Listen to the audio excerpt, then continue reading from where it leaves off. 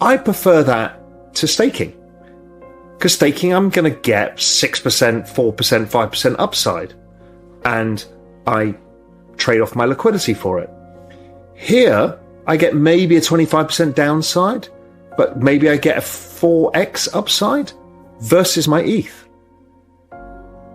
And I'm giving up some liquidity, but apes and punks, they're pretty liquid. So I really like this. So I've done more of that this year, and I'm getting deeper. There's my punk behind me.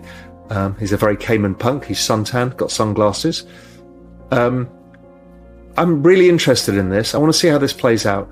And I'm getting really interested in some of the artwork as well. And having met some of the amazing artists, I'm going to feature them more of them this year. Anyway, I just wanted to add that as well. We also talked about NFTs in a broader sense with Keith Grossman.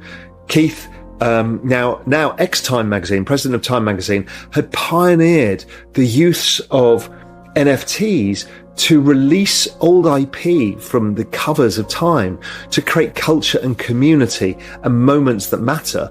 And that was a big unlock, I think, for the film industry, the music industry, the TV industry, so many industries who have almost unlimited IP that is kind of gathering dust and nobody knows what to do with. Keith created a huge unlock.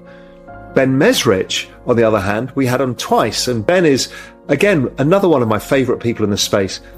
And Ben is unlocking books and TV and movies, and how NFTs can fund it, how they can move the space forward, how the crowd can participate in the making of these things, how you can fund stuff, how you can write storylines together.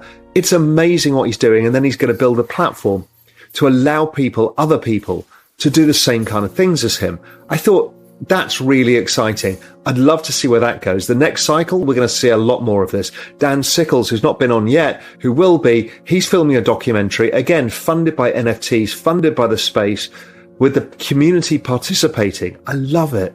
It's just magical. I love seeing new business models that are truly disruptive, and they're popping up literally everywhere.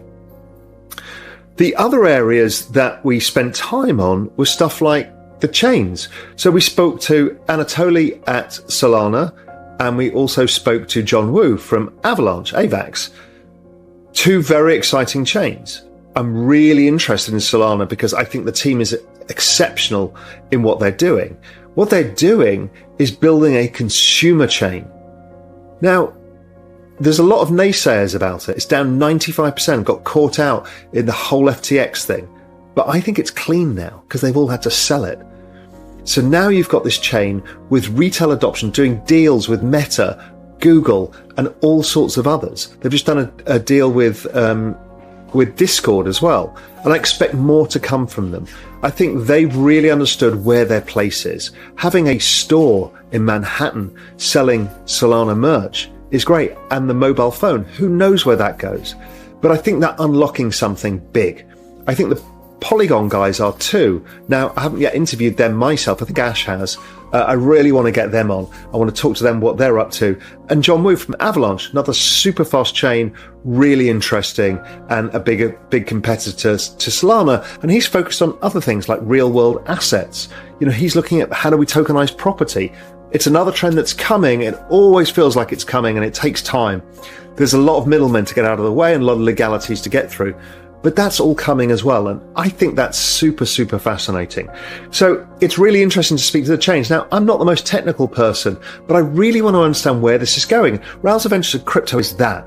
I'm building the building blocks of understanding of who is doing what and where is it coming from. We spoke to the Jenkins the Valet guys and how they were building a metaverse and a Web3 e-reader. So they bring out the book of Jenkins the Valet, and then eventually they're creating a metaverse as well. Again, amazing. So this is this nexus with gaming coming and metaverse experiences. And obviously in gaming, we've had Yatsui, who's like one of the world's experts on this, and Pierce Kicks. And they've given us the top level of how gaming, culture, NFTs, metaverses are all coming together in something bigger. The amount of capital flowing into these particular projects is gigantic. Yes, they're expensive projects to do as well. But I think that is another thing we need to be looking out for in 2023, 2024, into 2025.